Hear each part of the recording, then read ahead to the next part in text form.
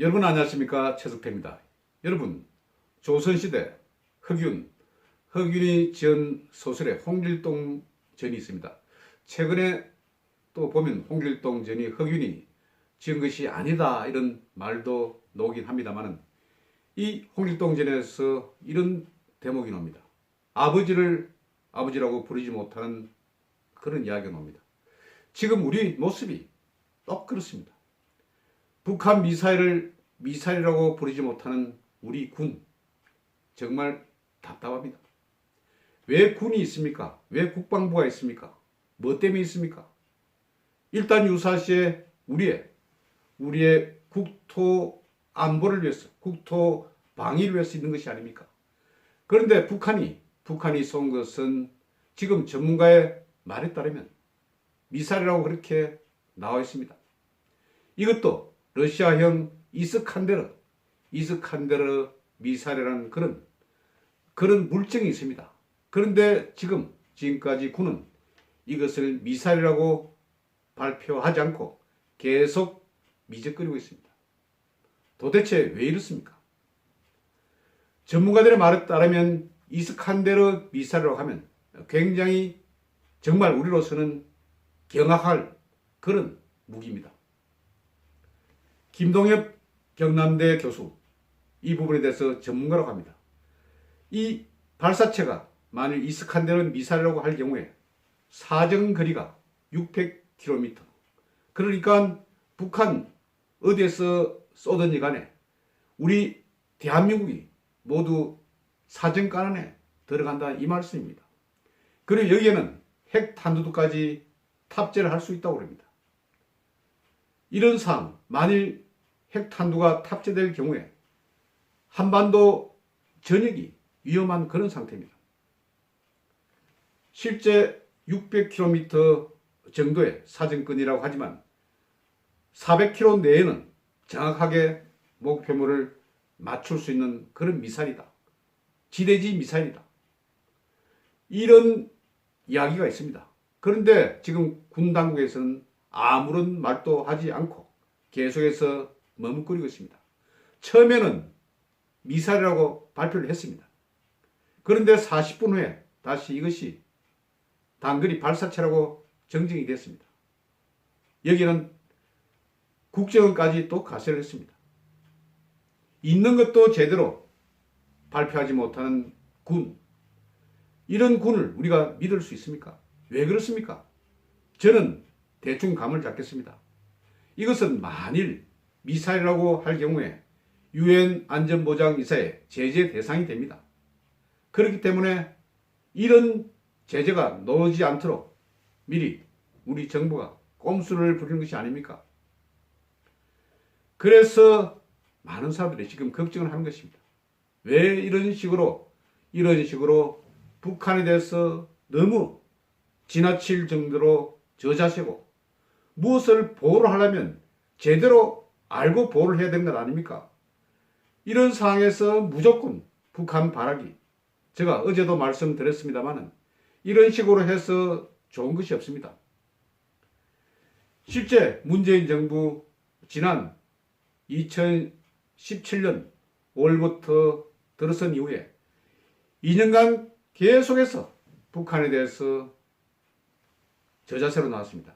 그래서 4.27 선언을 하면서 판문점 선언을 하고 또 평양에 가서 여러 가지 화해를 펼쳤습니다. 그런데 지금 김정은이 하는 꼬라지가 어떻습니까? 김정은이 얼마나 도도한 인간이길래 바로 문재인에게 오지랖이 넓은 중재자 역할을 하지 마라, 이런 식으로 폄하했습니다. 나이 30대 중반의 젊은 놈이 그래도 일국의 대통령인 문재인에게 오지랖이 넓니, 이런 소리를 했습니다. 그런데도 여기에도 제대로 반응하지 않고 그냥 있다가 이번에 또 당한 것입니다. 정말 기가 차지 않습니까? 이번에는 바로 지대지 탄도미사일을 쏜 것입니다. 바로 이 미사일이 200km 이상 날아가서 목표물을 명중을 했다고 합니다. 그런데 이런 상황인데 너무 우리를 위협하면서 한 방 다른 쪽에 푹 때리는데 이것을 보고 화를 내기는커녕 오히려 겁을 먹고 그냥 이것은 때린 것이 아니다. 그냥 쓰다듬은 것이다. 이런 식으로 반응하는 우리 모습을 보면서 이건 비굴하기보다는 정말 지저분하다는 생각이 듭니다. 군은 왜 있는 것입니까? 국방부 장관은 왜 있는 것입니까? 이런 상태인데도, 이런 정말 위험한 상태인데도 만일 그 지대지 미사일 에스칸다르 그 미사일에 핵탄두라든지 세균이라든지 생화학이라든지 이런 것을 담고 우리에게 쏘면 어떤 결과가 발생하겠습니까? 이런 위험한 상태인데도 이것을 두고 그냥 무마하기 바쁩니다. 정말 딱합니다. 정말 보기 싫습니다. 그리고 이런 상태인데도 NSC 국가안전보장회의도 열지 않았습니다. 청와대 몇몇만 모여서 그냥 북한 동향만 주시한다. 이런 말을 하고 그냥 마무리됐습니다. 이 자리에 문재인은 또 참석하지 않았습니다. 이것은 이전에 세월호 참사 이런 문제보다 더욱 심각한 그런 문제입니다. 만일 핵탄두를 답지한 그런 에스칸데르 미사일을 우리 쪽에 쏜다면 이제는 말입니다. 부산 제주까지 이 미사일이 그대로 날아오는 것입니다.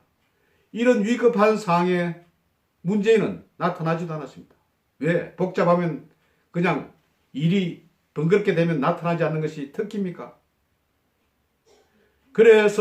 그래가지고 국군 통수권자라고 할 수가 있습니까? 지금 다른 나라에서 더 걱정을 합니다. 그런데 정작 우리나라 또 국군 통수권자 또 군 정말 뭘 하는 그런 존재입니까? 딱하기 짝이 없습니다. 이런 상태인데도 집권 여당에서는 오히려 그냥 입 닫기에 급급합니다. 민주당 어떻게 논평을 했습니까? 대화 재개가 필요하다. 그리고 비핵화 깨는 것은 아니다. 이런 식으로 매달리고 있습니다. 저는 말입니다. 자기 국민을 보호할 그런 능력이라든지 의지가 없는 그런 정부는 있을 필요가 없다고 봅니다. 얼마 전에 정말 불명예스럽게 전역 조치를 당한 박찬주 육군 대장 있지 않습니까? 어떤 전역사를 남겼습니까? 평화를 지키려면 힘을 길러야 한다. 이렇게 이야기를 했습니다. 이런 말은 동서고금에 잘 나온 그런 말입니다. 이전에 2차 대전 발발도 어땠습니까? 당시 영국에서 좀 더 강하게 나왔더라면 히틀러가 전쟁을 일으키지 않을 수도 있었을 것입니다. 그런데 비굴하게 평화를 추구하다 결국 전쟁이 발생했고 수많은 사람이 죽게 된 것입니다. 남이 다른 적국이 자신을 만만하게 볼 때는 힘을 길러야 합니다. 그런데 그 힘에 자꾸 귀찮다 아니면 또 거북하다 싶어서 액을 복구를 하면 오히려 더 깔보게 되는 것이 바로 또 외교 그리고 국방의 일종의 닥트린 원칙입니다. 그런데 지금 이 상태에서도 계속해서 아니다. 우리 국민들에게는 아니다. 이것은 미사일이 아니다. 그리고 그냥 발사체다. 이런 식으로 무마하는 지금 정부, 우리가 과연 믿을 수가 있겠습니까? 이에 대해서 자유한국당 황교안 대표는 이게 어린이가 새총 쏘는 발사체도 아니고 이 정부 하는 꼬라지가 무엇이냐 이렇게 반발하고 있습니다. 그리고 나경원 원내대표도 이것이 국민보호가 아니고 북한보호다. 그리고 원유철 자유한국당 의원은 미사일을 미사일이라고 못 부른다고 하면 바로 홍길동전에서 아버지라고 부르지 못하는 이복자식인가? 너무 답답하지 않습니까? 이 이스칸데르 미사일은 북한이 2018년도 2월달에 자기들 창설 70주년인가 그때 군사 프레이드에서 나왔던 그런 무기입니다. 정말 러시아에서 만든 그런 엄청난 무기죠. 아까 말씀드린 것처럼 핵 탄두도 탑재할 수 있는 그런 무기입니다. 그리고 사거리가 600km, 그리고 정확하게 맞추는 것은 500km. 그러니까 북한 어느 지역에서 쏘더라도 대한민국 전체를 초토화시킬 수 있는 그런 무기입니다. 이런 무기가 되면 지금 NSC도 열고, 그리고 많은 전문가들, 그리고 국방 관계자들, 군 모든 사람들을 총소집해서 이에 대해서 대비를 하고 또 대책을 마련하고 앞으로 이런 일이 발생하지 않도록 또 따지고 하는 것이 바로 국군 통수권자의 몫이 아닙니까? 사실. 그런데 왜 이런 상황이 되면 슬슬 피하기만 하고 마침 토요일, 일요일, 월요일, 5월 6일, 5월 6일까지 대체 공휴일이라고 그렇게 쉰단 말입니까? 이것이 바로 국군 통수권자라고 할 수가 있습니까? 정말 저는 기가 차고 정말 맥이 막힙니다.